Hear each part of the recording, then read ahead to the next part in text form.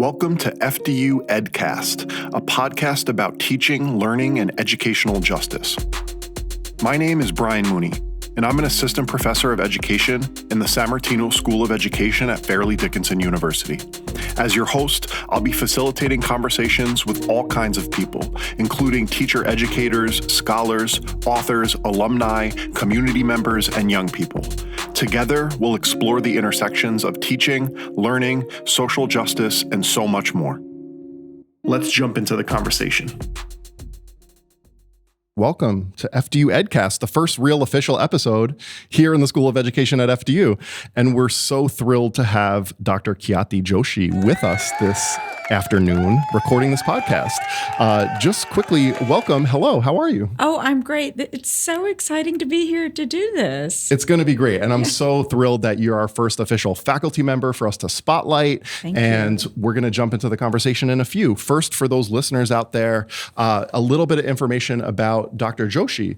Dr. Khyati Y. Joshi is a public intellectual whose social science research and community connections inform policymakers, educators, and everyday people about race, religion, and immigration in 21st century America. Her most recent book is White Christian Privilege, The Illusion of Religious Equality in America, which is from NYU Press. She's the author and co-editor of Teaching for Diversity and Social Justice, the third edition from Routledge, one of the most widely used books by diversity practitioners and social justice scholars alike. Dr. Joshi has lectured around the world, including at the White House and for policymakers and audiences in many countries. She has appeared on MSNBC, C-SPAN, CBS, the Black News Channel, NDTV in India, Channel News Asia, Singapore, and has been interviewed on numerous radio programs and podcasts across the United States. So she's on our podcast today, and we get to chat about her work, her research, her teaching, and I'm so happy. So first, do you want to just introduce yourself, talk a little bit about your work, your teaching, your research, and then we'll jump into some different questions. So thanks again for having me, Brian. I've been at FDU for 20 years here on faculty, and I've always taught classes related to diversity, equity, and inclusion and justice. And that's a really important component to the work that I do. Right. I kind of live at the intersections of education, Asian American studies, and religious studies. Most of my books and publications will contain threads of those disciplines. I really enjoy being an interdisciplinary scholar. I think it's very exciting. It's more real life than just focusing on one discipline. I've always believed education is across disciplines anyway. Bringing in ethnic studies, Asian American studies, and religious studies is not always done, but needs to be. Right. And it's exciting too, because especially if you think of schooling, we box things in, right? This is English, this is math, this is science. And so to think about those exciting integrations that manifest in themselves in classrooms, getting young people to see that you don't have to be one thing. Like part of my work has been on hip hop and education. How could hip hop exist in schools, or slam poetry, right? So those things excite me when we think more broadly about what education encompasses. Absolutely. And actually, that's, it fits right in with the notion of anti-bias, anti-racist education. I particularly enjoy working with our in-service and pre-service teachers who are math and science teachers around anti-bias, anti-racist education, because everyone usually thinks that, well, that's really about social studies, history, language arts. But so much can be done in math and science, and it actually brings the theoretical work to life. Definitely. And so that's really, really exciting and an important piece to consider when we're talking about anti-bias, anti-racist education. That's amazing. And so I wanted you to talk a little bit about that work that you've been doing here for 20 years and what it means to you today. I know here we're launching some new courses and modules around really important topics, and I wondered if you could just talk a little bit about that. Yeah, I think that So first of all, when we're talking about anti-bias and anti-racist education, we are saying that we're looking at the systemic injustice that has transpired historically, that continues to exist in our policies and practices today, and that we're going to see how it's existed in classrooms, even though most teachers wouldn't want that case to be, it's there. Right. And so we have to be able to see injustice in order to fix it. And Nice. To see injustice means to see the bias, the stereotypes, the discrimination, the privilege that exists in our schools and society. And it's not easy, and it makes people uncomfortable. And I will say that over the years, I've said 1,000 times that if you're waiting until you get comfortable to do this work, you can be waiting a really, really long time, because it makes people uncomfortable, and that's not the goal, but it is a real byproduct. And we have to understand that. So, if you're doing this work, if you're engaging your students in conversation around stereotypes and you feel a little uncomfortable, that's okay. In fact, most of us do. Right. So it's okay, but we've got to do it. Our young people, our littlest humans know stereotypes. They don't know they're called stereotypes, but they have them. And so we've got to talk about them. So Definitely. Excavating this stuff out of our education, out of ourselves, is so very important. In fact, with educators, if you're truly going to embrace anti-bias, anti-racist education, which I also refer to as social justice education, it starts with you. You have to look at your own identities, where you are advantaged in our country, where you are disadvantaged. These are other different ways of looking at where you have privilege and where you face discrimination. Beautifully said. And I like that you're saying, even for our youngest children, we can do this kind of social justice and equity work, because they might not understand topics like institutional oppression, but they certainly know about fairness. That's right. And that's when we talk about that, this is not confined to high school or college, right, throughout. And it also shouldn't be a box that we're just checking, right? So I wanted to ask you, with DEI work, which we'll talk a little bit more about later, and anti-racist, anti-bias teaching, how do we go beyond just sort of checking a box for sort of like a compliance so that we can appear on the surface that we're really deeply engaged in justice work? Well, the teachers who are really engaged, authentically doing this work in the classroom, would say it's impossible to check a box. So if you're able to just check a box, chances are you're not deeply engaged. I find it impossible to check boxes, because everything in my mind meshes together in terms of some of the themes I teach about, right? So I think their school leadership is really important, and having leadership that's going to back you and supports you and is going to encourage classroom educators to pursue further professional development is what's needed.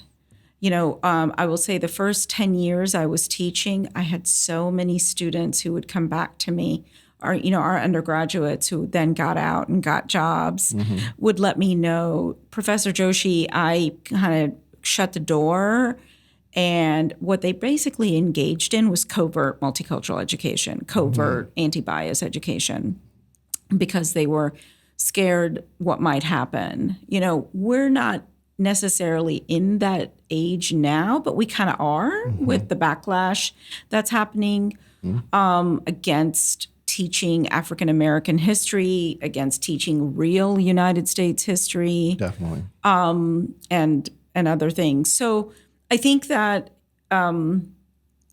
we have to, the school leadership makes a really big difference. Yeah, and district leadership and policy, state policy too, right? You're also reminding me of scholars who've been writing about like the notion of fugitivity, right? This idea of like sometimes the work needs to happen in spite of, or maybe in response to, those very real threats that teachers are facing in classrooms right now for choosing to teach the truth. Yeah. And I think that, we all of us who are doing this work have faced instances of where you have to stand up. I mean, when I started on faculty here back in 2003, I'll never forget, that semester or a semester later, I shared my syllabus in a faculty meeting, and I was questioned by someone who was no longer on the faculty here. Why I was teaching about gay and lesbian students in a class on multicultural education. And, they had a very 1980s view of what multicultural education is or was. And I'm very clear, I've been doing this work for 25 years, and it's always been, it's not just about race. It's about looking at our different social identities and looking at institutional oppression related to those social identities. And so it has to be there. But thankfully, at universities and colleges, we have academic freedom, so they couldn't tell me I can't teach it. But let me tell you, they tried. And being a junior faculty member, they were trying to kind of be like, well, I'm senior, and you shouldn't teach this. And I held my ground, and they finally let it go, but they also knew they couldn't do anything. So we all have faced these challenges, and we're going to continue to do so. And it's finding your group, your people who will always kind of support you. So there were fellow scholars and friends I could go to, and they're like, no, you did the right thing, and let us know how we can help. And, having your community is critical. Yeah. And you're making me think too about like moving from ally to co-conspirator. And I know Bettina Love talks about, especially for our, teachers, pre-service teachers, our white teachers out there, to think about, are you really willing to put something on the line? What will you put on the line to work alongside those who are oppressed for justice, right? It's so we going beyond allyship to actually putting something up that's at stake, right? And I also want to ask you, before we kind of shift to maybe talking a little bit about your work at the intersection of religion and education, we talked about the personal and also the political, or maybe another way of framing that is the personal and the systemic. So how do you see the relationship between, like, say, for example, the work that individual teachers have to do on a personal level to excavate maybe biases that live within them, as Yolanda Sealey-Ruiz says, or what else needs to happen on a policy level or at a systemic, institutional, structural level for us to really be able to talk meaningfully about educational justice? Well, I think first we start with looking at the self, right? And looking at our identities. And for example, one of the reasons I do what I do today, why I am in teacher education, is because of my own educational experience, which wasn't great, quite frankly. Growing up as a little brown Hindu girl in Marietta, Georgia, and Smyrna, Georgia, Mableton, Georgia, was not easy. I was not Black. I was not white. People didn't know what to do with me. Right. And on top of that, my family, we are Hindu. And so it's kind of like, what is that? Right.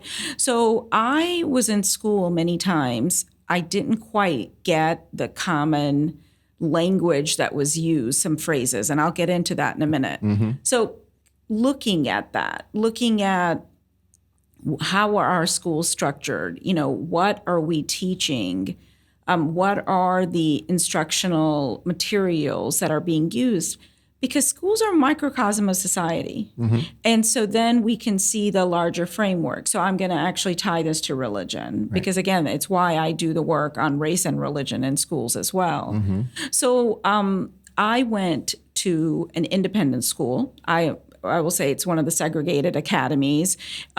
We had independent schools all over the country, but particularly in the South arise after the Brown v. Board education decision in 1954. So I went to a school that started in 1957. Oh. Coincidence? I think not.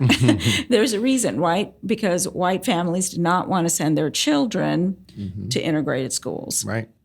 So in the 80s, I was in a public school. My parents felt I wasn't being pushed enough. They put me in an independent school that did not have any sectarian affiliation. It did start out by a priest, but at that time, then it had no sectarian affiliation.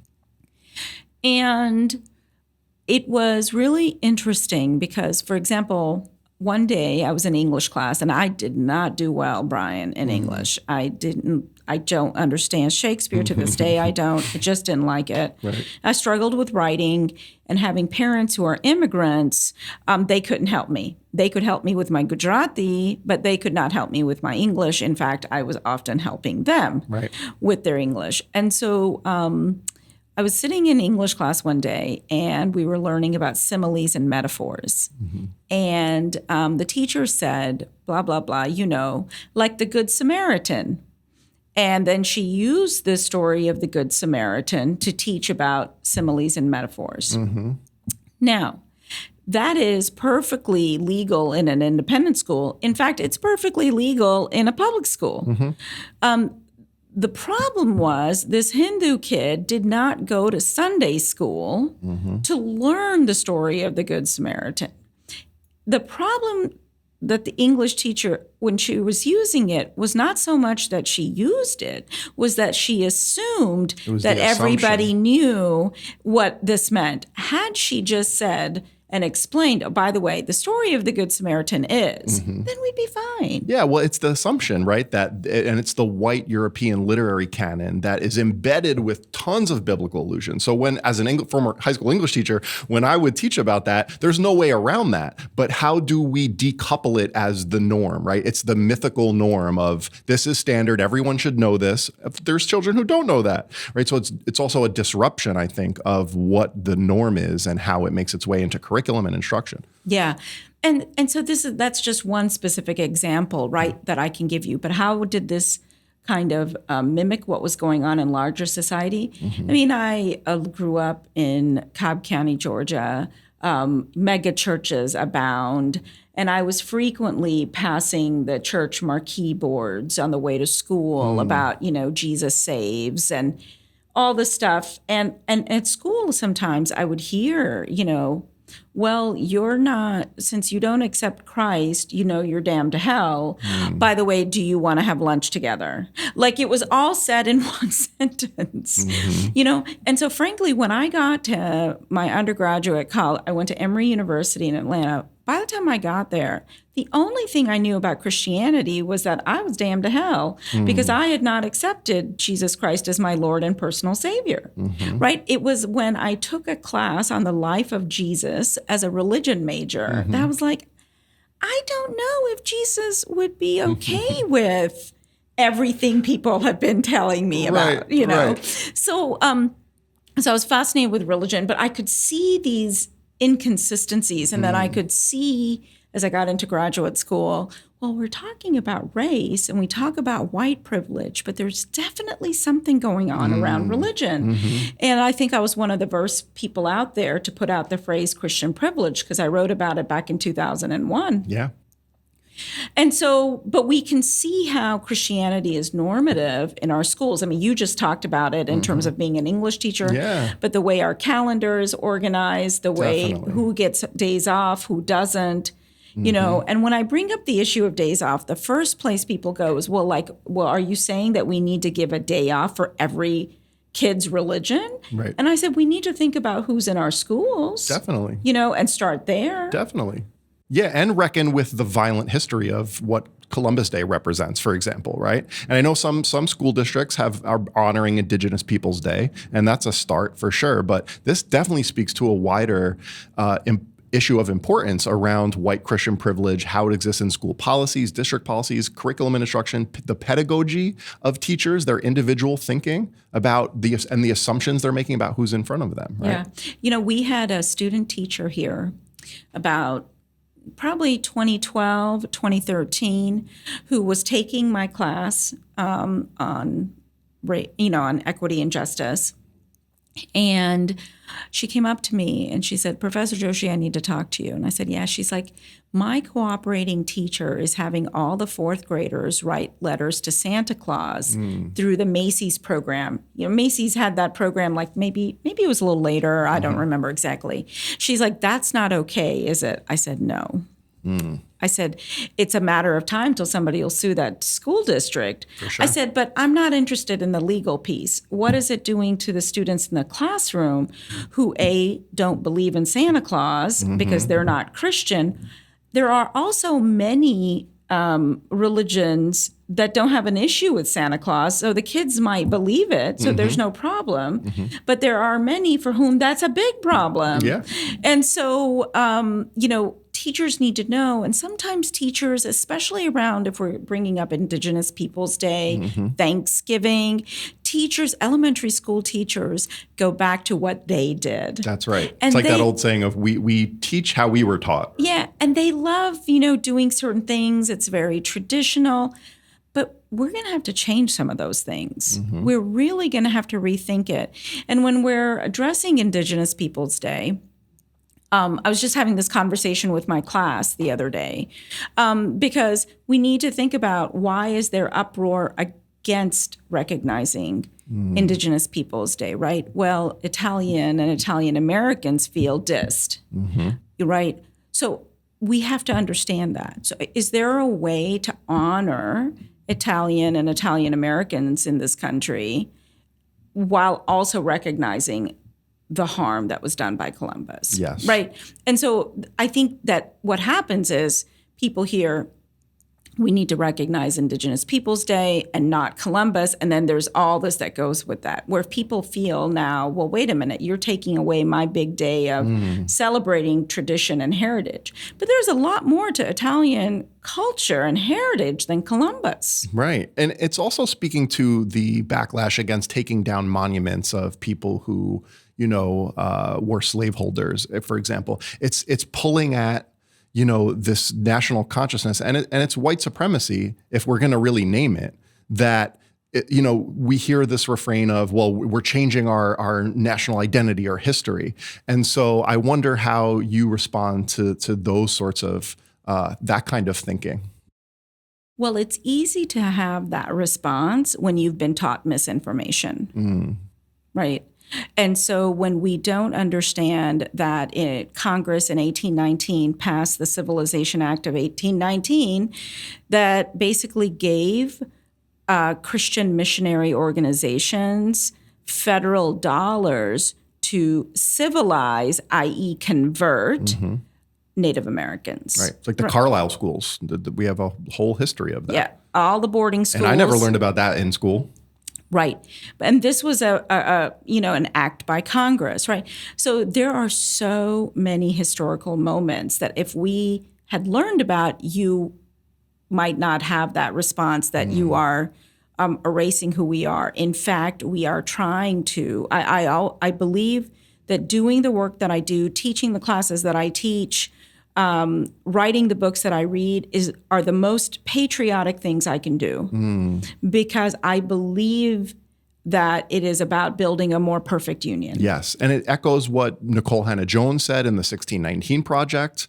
It also echoes James Baldwin, who I think about and regularly, when he essentially said that, I reserve the right to critique America because I love her so much, right?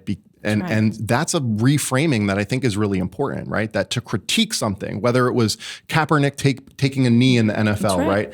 To me, it's an act of love and it's an act of care for our democracy rather than a threat to it. That's right. I mean, writing a book called White Christian Privilege, and it's displayed across the top on the book. And then the image, as you can see, is a picture of God from the very famous picture, painting by Michelangelo in the Sistine Chapel, Genesis. And depicting Genesis, I should say. And this book came out in the summer of 2020, and we knew that it was going to come out then, but this was before the pandemic and everything. And I had a feeling that I was going to get some hate mail. I sure did, and some of the hate mail was around, some of it ended up in the president's mailbox here at FDU. And it was around, go back to where you came from. Because when you have a name like Khyati Joshi, that is not seen as American. And it was about, well, what about in India, or what about in Israel, and what about Saudi Arabia? I'm like, well, we can talk about those, but we're talking about United States in the book, because I am trained as a social scientist and Americanist. I don't know the histories of those other countries, but I can talk to you about the United States, right? So we have to understand the fire that gets into people, if you will. And I think that some of the hate mail I was ready for, and some of it I wasn't. When they started sending me, I would get emails about where they knew my parents lived. And when they wanted to take me out for target practice, that's when Department of Homeland Security got involved. Yeah, I'm so sorry you had to go through that. And, the sheriff's office was patrolling my house. And but it is the times, unfortunately, that we live in. Yeah, and it's white rage is dangerous and scary, and not only in how it threatens, in this case, your individual safety and likelihood, but to me, it's also threatening to all the children who are in our schools across this nation, even white children. When like it and that's part of the conversation we miss, right? We talk about culturally responsive teaching. We talk about the importance of DEI work. It's like, oh, that's for like the Black and brown kids. Like, no, certainly it's important for them to develop critical consciousness and whatnot, but it's equally as destructive if we don't teach in that way to white children who always are going to see themselves as the center of the narrative. Absolutely. One of my professors at UMass Amherst was Sonia Nieto, and I find lists helpful, and she has 7 characteristics of multicultural education. I still use those, even though I use the phrase social justice education, but I still use Sonia's characteristics, and one of the 7 characteristics is this is for everyone. This is for everyone. I will say, though, I do understand why many people out there think social justice education is not for white kids, because unfortunately, I would say back in the 80s, maybe even early 90s, it was kind of branded that way. That this is for students of color, this is for African-American students. And so I understand where that's coming from sometimes, but we have to kind of take it head on and be like, well, no, actually, it is for everyone. Yeah, thank you for that. And, on this topic of white Christian privilege and your research and your teaching and the work that you do, I was really thinking this week about 9/11, which was last week. And I was 16 years old in a high school classroom on 9/11. I'll never forget the day. Like many of us, it's one of those times we remember where we were. My dad worked in the Trade Center. He wasn't in there that day. He was in Brooklyn. But the thing that also sticks with me was the hate towards brown bodies that emerged afterwards, specifically the Islamophobia. And it got me thinking, like, what does that legacy mean for schools today? Many children in classrooms today were not even born in 2001. So I just wanted your thoughts on that. Yeah, the Arab community, the South Asian community were really targeted after 9/11. Really, we talk about the racialization of religion, the notion of if you were brown-skinned, you were presumed to be Muslim and therefore seen as a threat and the enemy. And that was really hard. It has taken a toll on our Sikh community. I'm referring to the men who wear turbans, sometimes women too, and Sikh kids in school, the young children will wear what are called patkas, which is their hair tied up in a small little bun with a cloth on it. And boy, what they have endured and encountered because of misinformation, lack of information, ignorance, has been really unfortunate. And I think that to a certain extent that continues to happen today, the assumption of if you're brown-skinned, you're Muslim. The other thing is with the racialization of religion is that Hinduism, Islam, Sikhism, they're all kind of seen as one religion.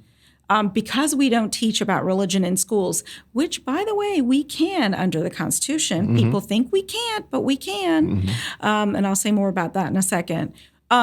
There's a lot of ignorance, right? So it's just about lumping those religions together. And we saw a lot of legislators and lawmakers doing that after 9/11.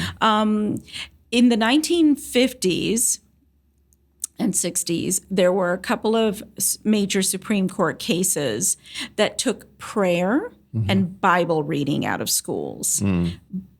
Abington v. Shemp, and I'm all of a sudden losing the other one. Abington v. Shemp was in 63. And government didn't take religion out of schools. They took Bible and prayer reading out of schools. Prayer and Bible reading out of schools.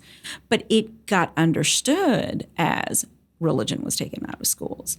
And so people were up in arms. A lot of people started putting their kids in parochial schools. But also, this is why religion doesn't get talked about or taught about. And it's a big mistake. In fact, Justice Clark, in the decision in 1963, said one's education is not complete without the study of religion. And it's such a great contribution to the conversation, right, about social justice education and culturally responsive teaching. We talk about race and class and gender a lot and should, but that's such an important component. Well, so when we look at immigration, when we look at some of the cases on who could become a citizen and who could not, who could enter and who could not, race, ethnicity, religion play a role. So a couple of things. First, it's important to know that Asians, for example, were considered aliens, ineligible for citizenship. Okay? So we had Asian immigration happening to the West Coast. It actually started first in New Orleans in the late 1700s. But we also, of course, saw a spike in immigration from Europe in the 1840s, moving onwards. Right. Now, fast forward, in 1917, Congress passed an act called the Immigration Act of 1917, which barred immigrants coming from present-day Iran through South Asia, through Southeast Asia. Okay, from coming to the United States. Right. By this time, the Chinese have already been excluded from the 1882 Chinese Exclusion Act. And so all those people were not allowed to come to the United States. Then let's fast forward from 1917 to 1924. In 1924, Congress passed a law that is taught about in our schools. It's called the Johnson-Reed Act, the National Origins Immigration Act, the Immigration Act of 1924, all these things. There, Congress severely limited immigration from Southern and Eastern Europe. Okay? Now we're talking about Italy, Poland, the former Czechoslovakia, the present-day Baltic states, and so on. When you look at the laws say nothing about religion, Brian, because they can't. But when you look at the impact of the law, you see that in 1924, what is the predominant religious background of those Southern and Eastern European countries? Catholic, Jewish, Eastern, and Greek Orthodox, right? What's the religious background of all of those prevented from immigrating to the United States in 1917? Muslim, Hindu, Sikh, Jain. It's like a de facto exclusion, essentially, was what it is. Right. So Congress was socially engineering our immigration laws so that the demographics in this country would skew white and Protestant. We can see some distinctions in some of the cases. Right. But you know what's something interesting that this raises, which is religion as a social construct and race as a social construct. When I do this work teaching, we say that doesn't mean the impact of it is not real. That's very real. But we know race, religion are socially constructed. The impact of that is very real. The repercussions of how it's perceived in a certain political context is very real. But I think that's important for us to recognize, even with, pre-service teachers, is to say, we're going to focus on these identities and they're very real and the impacts of them are real. But with race in particular, if you try to nail down a definition of it, it's very hard to do. No? It is, and it's very hard for them. I just spent a lot of time last week making the distinction between race and ancestry, because that gets very confusing for folks. And people doing 23andMe and, the ancestry test, that confuses things more. And so that's something that we really have to talk about. But yeah, race may not be real, but has a real impact. Absolutely. And so I think one of the most pressing things right now that teachers out there are thinking about, and school leaders, and maybe even people who are preparing to go into the teaching profession, is this backlash, these book bans, right? The sort of anti-woke movement, what's happening in Florida.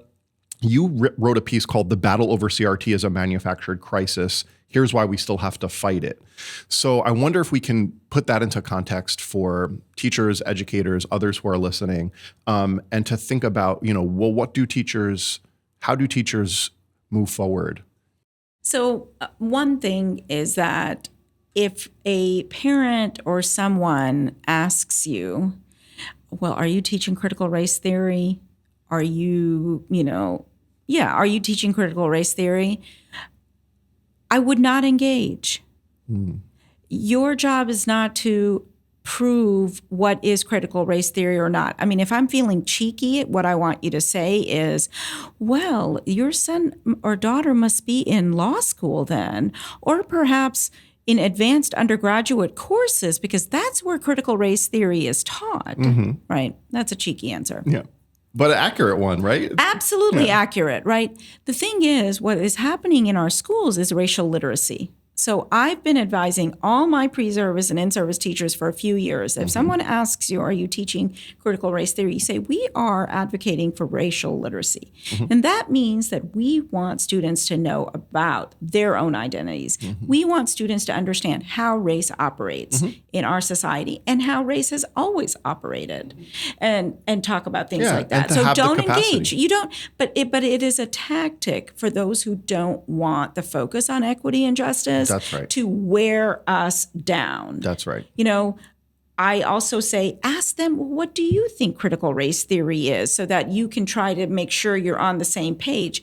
And a lot of times people can't answer that question. No, they really can't. And the first person to talk about critical race theory's application to education was Gloria-Ladson-Billings.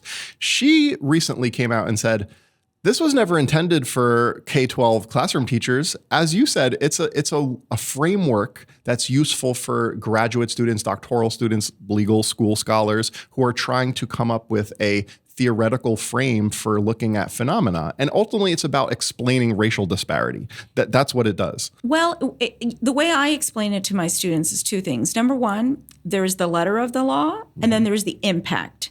And critical race theory accounts for that impact. And it shows us that our laws are not race neutral. And I use it in vis-a-vis religion. Like when I just gave you that explanation of 1917 and 1924 to show you how those immigration acts actually affected people, that was using a critical race theory lens. The framework, right? The framework that you speak of. So that is what it's about. And it is incredibly invaluable to have that. But yes, it's not for second graders. It's not practical for most teachers. If you're pursuing an advanced degree and writing a thesis or dissertation, it can be a helpful theoretical framework. But to your point, it's been weaponized with rhetoric, essentially. By people who don't even know what it is. They just don't like that it says critical and it says race in it, essentially, in many ways. That's right. So let's talk about New Jersey for a second, because sometimes you'll hear, oh, but New Jersey's a blue state. It's a liberal state. And yes, we have legislation here like Amistad, which mandates the inclusion of teaching African-American history. We have LGBTQ plus legislation for curriculum in schools. But what about even teachers in New Jersey who maybe in certain districts are still facing some pressure and backlash over critical approaches to teaching? Yeah. So I think that we can't just look elsewhere to Florida and Texas. There's a lot happening right here because many white Americans, but not just white Americans, feel like they are the enemy and feel like, well, I learned it this way and I turned out fine, so why are we changing things, right? All of that is coming together. And I would say a lot of that is coming together because so many adults in our society don't have a place to go to have these conversations that are informed with knowledge, right? They're just talking from only their experience. Now, let me say, people's lived experience is a form of knowledge. Yes. And we need book knowledge, if you will, as well, right? So it's got to be a combination. People feel that, there's that saying that when you're used to having privilege and we are going for equality, it can feel like you're being oppressed, right? Where people feel like their privileges are being taken away. But if you feel that way, that should tell you right there that you had some advantages that other people didn't have. Right. Right. And people don't like hearing that because people believe they want to think, and we've been taught from first grade to think that if you're successful, it's because of everything you did. Well, that's part of the story. Then there's what society has done for you also. It's not just an individual thing. But in the United States, we very much value that individualism, right? Which those of us who come from cultural backgrounds where it is more collective thought, it is hard to get your head around that. Yeah, but that's also why I think we need Afrocentric and indigenous theories in teacher education, right? To sort of disrupt, to use that word again, this standard norm of thinking about community in many ways, or what knowledge is, or what it means to connect with each other, what it means to be part of a democracy. And so I love that you're raising that. I think it's really important. And a real life thing for the folks listening here is that, I had a wonderful advisor for my doctoral work. And she was single. I'm sorry. She was married. She didn't have children. And she poured everything into her graduate students and just everything at the university. And over 20 years, I worked with her well beyond the dissertation. And there were times where I'd say, well, I need to go do this for my mom, or my mom lives in Atlanta, or I can't get on the phone to talk about this manuscript because I need to take care of this for my father or whatever. And it was very clear that just seemed so not part of her world, and I was never penalized for it, I will tell you, but I will tell you that it wasn't always understood. It was just kind of like, okay, whatever. In graduate school, I left in the middle of the semester one time to go to Atlanta to take care of my mom. She had an infection after surgery. That's my responsibility, right? And I'm not saying it doesn't happen to other people, but for me, it was also cultural, familial, community, all of that coming together. It's not just about myself, and sometimes my cultural background really clashes up to the notion of individualism this country really advocates. Oh, and even just in academia, the neoliberalism of the academy. Right? It sometimes is in direct conflict and tension with work that we want to do and know we should be doing for the communities that which we're part of, that we care about. That's right. And so I think part of our work then too also is to prepare teachers who can see through other lenses, other than just the one that is assumed. Right. And other folks too. I mean, I'm thinking of you doing this podcast, right? And podcast, if they're done well, which I think this one is, and they can be used for classroom material, just like a journal article. Definitely. Or a book. Multimodal storytelling. Right. And so if that is what's happening, it should be valued that, well, Brian was able to do this because of all that he's read, just like you have to do to produce a journal article. Yeah. Well, right? As a literacy scholar, I think about the multimodal nature of text in the 21st century, especially, right? And, we have folks like Paulo Freire who wrote about, literacy not only as reading the word, but reading the world and what that means. Part of it definitely means being able to name and recognize injustice, but also understand our own human agency and capacity to intervene in changing the world. That's why when you were talking, I was thinking, sometimes parents or other teachers or school district administrators say, well, this kind of critical theory work and critical pedagogy it makes everyone feel bad. And there was an article, I think it was in the 80s, that was like, so why doesn't this work feel liberating? But I have to tell you, from my own lived experience as a teacher in classrooms, some of my most joyful moments were very critical moments where we were able to name together a certain injustice, but dream about freedom dream, right? As Robin D.G. Kelley says, or freedom move towards a future that looks different. Yeah. Well, I think what it is that we have to, so I can sum up my teaching philosophy as thinking about it in terms of the head, the heart, and the hand.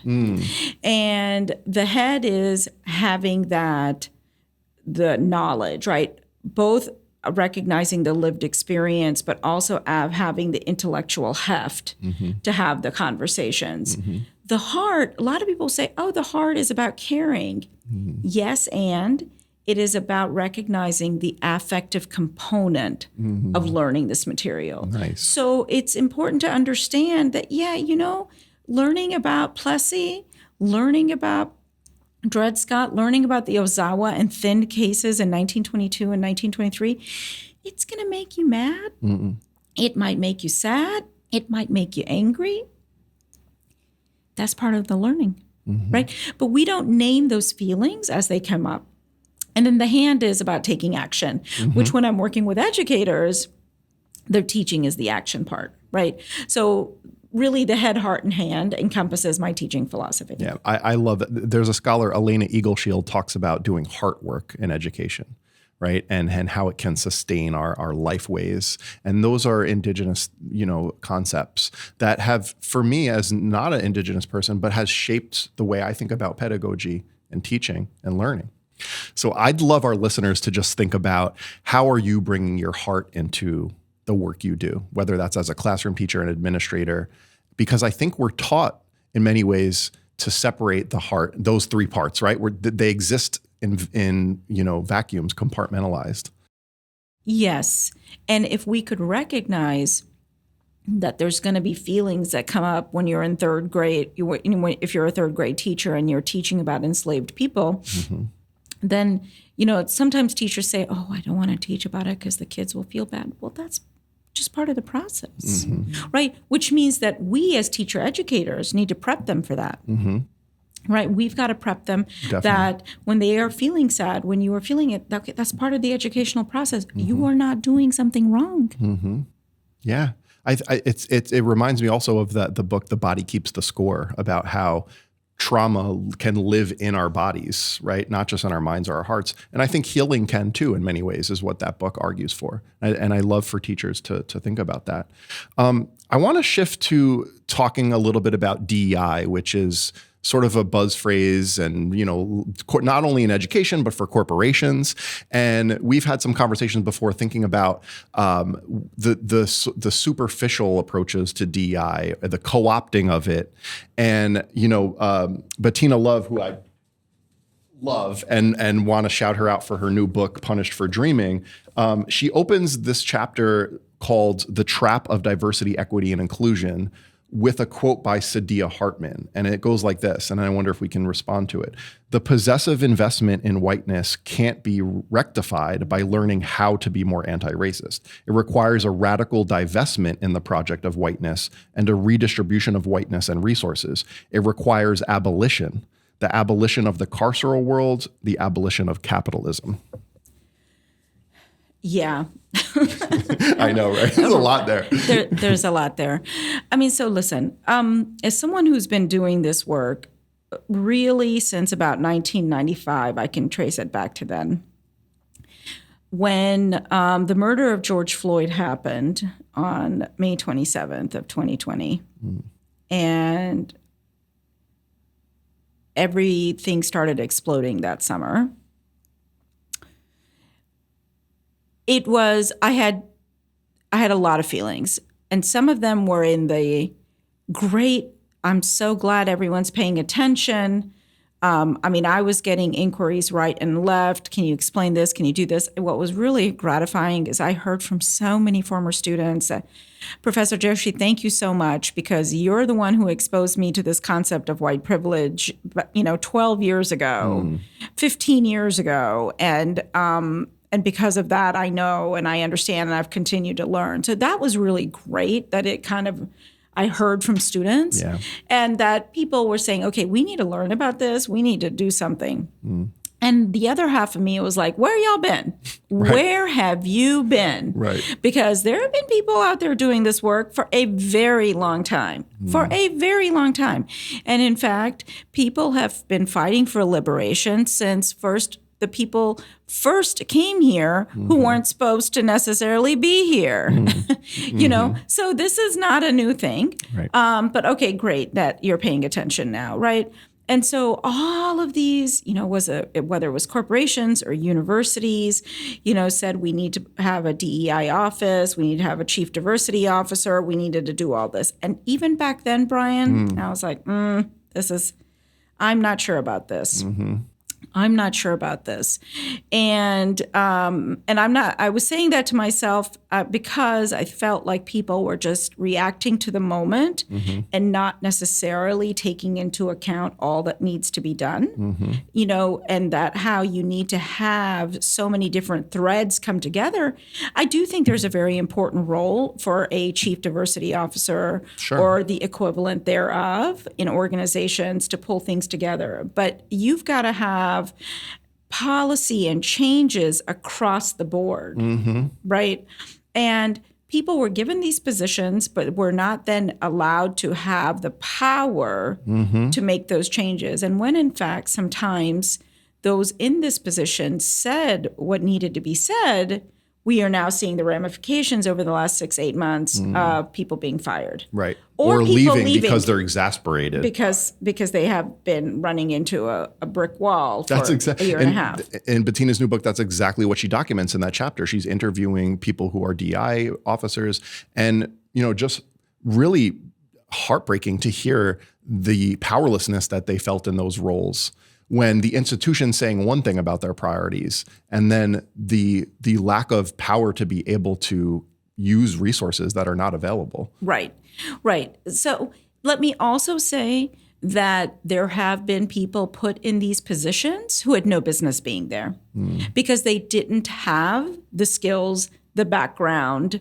And so there is responsibility there as well. I saw a lot of people, and I saw this before 2020, people put into positions because they had an interest. Just because you're interested in physics doesn't mean you get to teach it. Sure. Right. And I see this amongst faculty too. I will hear faculty, say, well, I'm kind of interested in race, so I think I'll teach about it. No. Right. This is, many of us have been doing this work and studying and learning for a long time. You certainly are welcome to learn, but that doesn't mean you immediately get to teach. And I saw a lot of that happening too. Well, it seems like a big part of this conversation is like what meaningful action is taking place, right? We know after that summer of George Floyd, there was book clubs and people reading Robin DiAngelo, and I'm not saying they shouldn't. Right. I think there's a component of that. And especially I've advocated for racial affinity groups. I think white people can get together and have conversations. That's important that they might not say in front of people of color. And similarly for people of color to have spaces where they can have critical conversations together. Very, very important to ultimately taking action. Yes. Right. So when we think about taking action in education, right, how do we go beyond the surface, superficial level of DI work that we see out there and get to a place of repair of this very real harm that you talked about that has a legacy and a legislative legacy? How do we get to a place of repair and, as Bettina Love argues in this book, reparations? She puts a price tag on it. Yeah, so actually, I'm going to use the School of Education as an example. So for many years, I taught a class here on these topics. Back then, it was called the Multicultural Classroom, but we did all these things that we've been talking about. And it was an elective course. It was not required. And so students who were interested in it took it, but not everybody. That sends a message. Yeah, it does. That sends a message, right? 2 years ago, we said there were enough people who said this is not okay and that we need to make this change. And we need to make a change, and it wasn't necessarily easy. What's that going to look like? What does it involve? We don't want to add another class where then tuition goes up. We've got to consider that. I mean, all of these things, right? So you can want to do it, but then there's the real practicality of making it so. But we had people who were committed to seeing this policy change because that means it's better for our students and teachers who are graduate students here. And that's what we did ultimately. And that was a lot of work. And there was little pushback, but not a whole lot, because there were enough faculty who said, no, this is not okay what we did for all these other years, and that we've got to make that change. So that's a specific example of us doing that here in the School of Education. That's great. And I want to just shout out the work that the School of Ed is doing, in large part following your lead with teaching that class, Multicultural Classroom. And I think that course has sort of a new name now and a new focus. And there's some other modules and courses that we're offering. And I wondered if you could just talk about that, especially for our FDU students who are listening, who might want to so the class now that is required is Education 6931, Equity, Diversity, and Justice, or I should know the title, but I'm forgetting it for a second. And then what we also did is you talked about some of our New Jersey state mandates earlier. We have the Amistad Commission, which I am a proud member of, and we've had since 2002 legislation in New Jersey. We were the first state to do so, to say students must learn about African American history and contributions and that of the Black diaspora. Since then, the New Jersey State Legislature mandated the teaching the history of LGBTQ plus folks. It has mandated the teaching of the history and contributions of Asian Americans. the Holocaust as well? The Holocaust was also a long-time state mandate, but both with terms of Amistad and Holocaust, it's kind of fallen by the wayside. And I've been seeing this and hearing this, so I thought, you know what, we're going to do something here at FDU. And so they are electives, 1 credit electives on each of those that students can take. So where they will both learn about certain things they should be teaching about and then learn how to teach about them. That's fantastic. I think, teachers go out into the workforce and sometimes the things that they say is, well, we weren't prepared. We didn't know that this was the law. We didn't know how to meaningful integrate it. And so when we go circle back right to the beginning of this conversation, when we talked about checking boxes, right, having worked in some school districts in New Jersey, sometimes you see those mandates as it's a compliance thing. They need to check the box. Okay, we did Black History Month. We did this, right? But how do we infuse it into the identity and the fabric of that school so that's happening all year long, right? That's happening all year long. And it's not just this add-on, that it's fundamental to the learning that's happening. And I argue also that we equip pre-service teachers with pedagogies that help them to see why in the first place we should be teaching that, not just because it's a state law. That's right. The state law makes it easy for us to say, yes, this is why we should do this, and here you go. But I am not motivated by state law. Right. It's a nice add-on. Yeah. And it's important. I think we should acknowledge that it is very important. It's critical because what it does is it empowers leaders, educational leaders who might need that if they're facing backlash from parents and from community members, maybe even hostility from their own school board members. It helps the classroom educators and the school administrators to say, no, we have backing to do this. Yeah.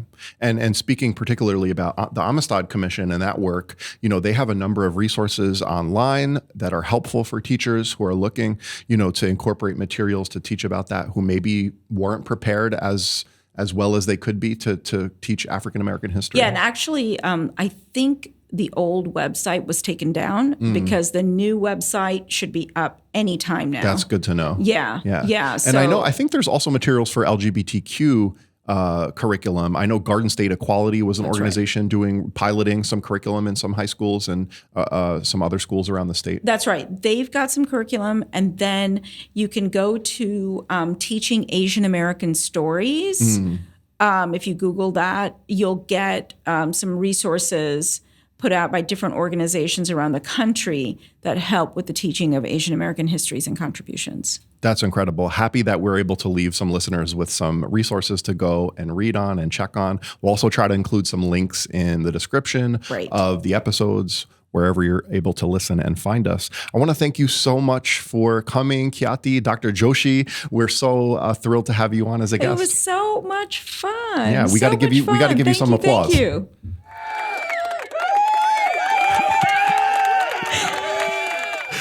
All right, we'll catch you next time. And that concludes this episode of FDU Edcast. We hope you enjoyed it. If you liked this episode, please leave a review on Apple Podcasts and subscribe. We might even select your review to read during our next episode and give away a free book from one of our guests. Tune in to find out and keep an eye out for upcoming episodes on our social media, the web, and anywhere you listen to podcasts. You can follow the FDU School of Education on Instagram at FDU_SOE. FDU Edcast is recorded on-site at Fairleigh Dickinson University and globally on the web. The show is executive produced by Alan Debren, Director of Instructional Technology Development, with support from faculty, staff, and students at the FDU School of Ed.